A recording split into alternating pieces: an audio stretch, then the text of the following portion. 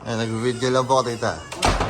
Nag-visualize ko lang po. Sabi na mo kung paano yung ano dyan. Opo. Saan mo nilagay yung dining? Yung dining. Gold na. Ito yung dining. Ito tatanggal mo. That's ito yung dining. Kahit nga yung kahit hindi kayo magdala ng gamit, eh kasi ito. Kaya lang, siyempre, gusto nyo yung mga gamit nyo, dadalhin nyo. Hindi naman po kami masyado magamit, tita. Oo, hindi naman buo lahat. Kumbaga, yung pa rin naman po yung bahay namin. Ang access lang po talaga namin kailangan. Nahihirapan kasi kami magsundo sa bata. Ang traffic. Kung pagkagabi, mukhang malapit. Sa ano. At saka kung may pupunta ka, diba, namasyal kayo, o sa tayo naman, dyan. Napakadali. Parking. Ay, ako yung parking. Ano mo, nag-aari-ari mo sa parking dyan eh. Hindi, tita, yung ibang... Isa yung bawal mag-park. Eh, di kung ganyan nila akin pagka pupunta ng landmark.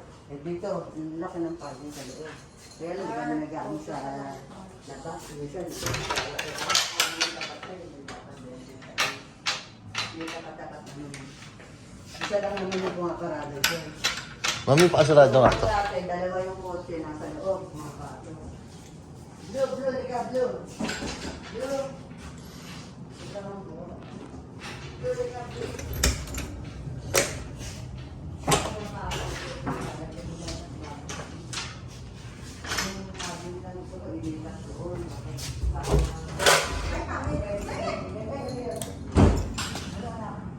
Hindi, binibidyoan ko lang po, tita. Opo. Opo, ay kaway pusa. Kaway pusa.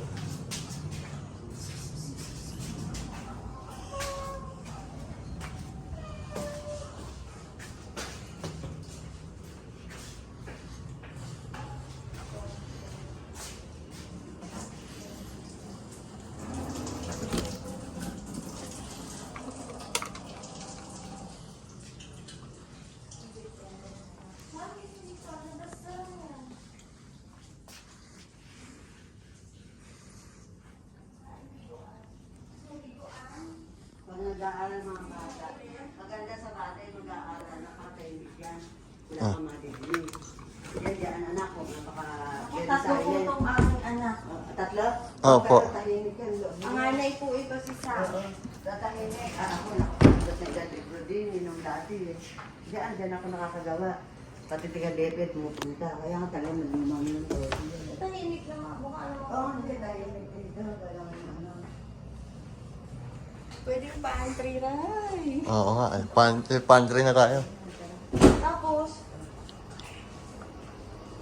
Tapos yung ano, siguro rete. Wait lang. Ito. Wait lang.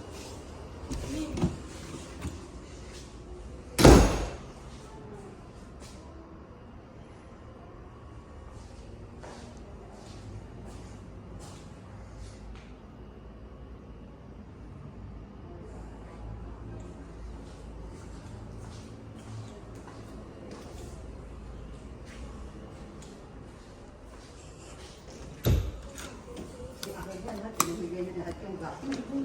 Salamat naman. So, wala na, hindi yung nag-serve. Bahala ka na dyan. Oo, tapos sila ng cabinet niya, ibigay sa akin dito.